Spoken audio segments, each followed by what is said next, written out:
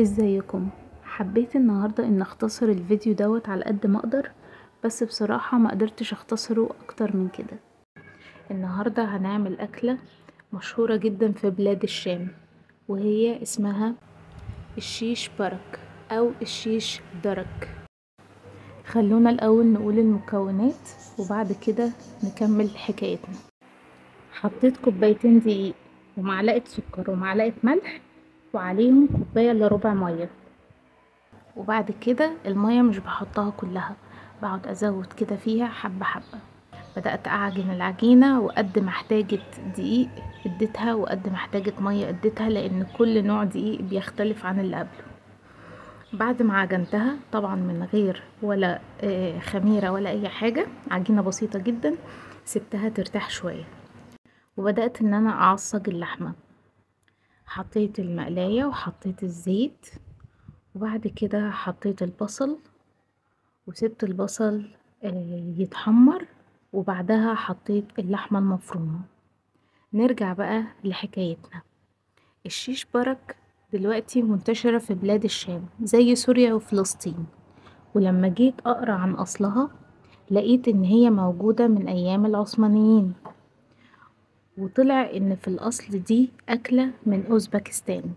واكتشفت ان اوزبكستان المطبخ بتاعها عامر جدا وغني بالأكلات الجميلة الشهية، وبفكر أعمل سلسلة عن الأكل الأوزبكستاني. نرجع بقى لأكلتنا.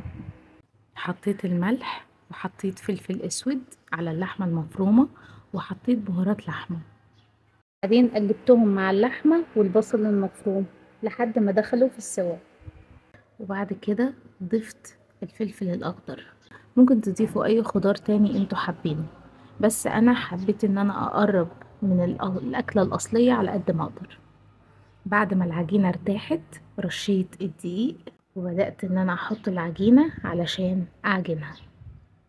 عجنت العجينة وحطيتها في الدقيق لحد في الاخر ما بدأت ان هي تتماسك. طبعا انا مش بحب في الاول لما اجي اعجن تبقى العجينة متماسكة، لازم تبقى سايلة شوية عشان تاخد راحتها كده وترتاح، وما تبقاش ناشفة من كتر الدقيق. وبعد كده لما بترش الدقيق بتبدأ ان هي تتماسك، بس في نفس الوقت بتبقى قوامها كويس. جبت النشابة علشان افرد بقى العجينة زي انتوا ما شايفين.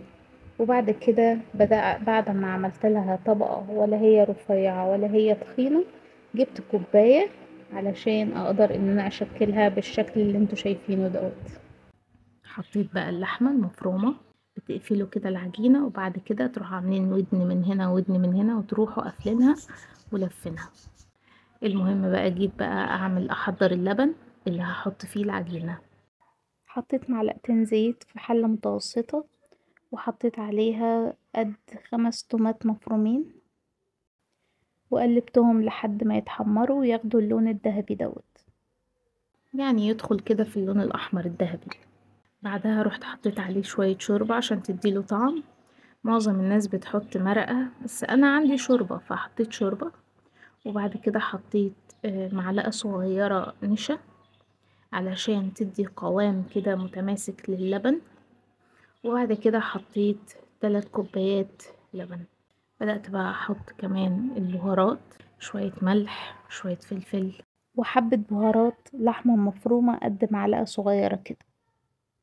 خلصت بقى تقفيل العجينة، وبعد كده استنيت لحد ما اللبن بدأ ان هو يدخل في السوا ويغلي، علشان اقدر بقى اسقط فيه الشيش برك. تسقطيه كده واحدة واحدة علشان ما يلزقوش في بعض وانتي بتسقطيهم. هتبدأي بقى تقلبيهم واحدة واحدة، كل شوية تقعدي تقلبيهم. انا بالنسبة لي حطيت من عندي جبنة موتزاريلا، لان انا بعشق الجبنة. تدخل بقى في السوا بالشكل ده، تبدأي بقى تجيبي الطبق وتقدميها بقى. جربوا كمان وقت التقديم تحطوا لها كزبرة خضراء، برضو بتودي الطعم في حتة تانية. اتمنى تكون اكلة النهاردة عجبتكم، واتمنى تجربوا اكلة تعتبر غير تقليدية في البيت المصري. ولو عجبكم الفيديو اعملوا لايك واشتراك عشان يجيلكم كل جديد، واتمنى تكون الاكلة عجبتكم. مع السلامة.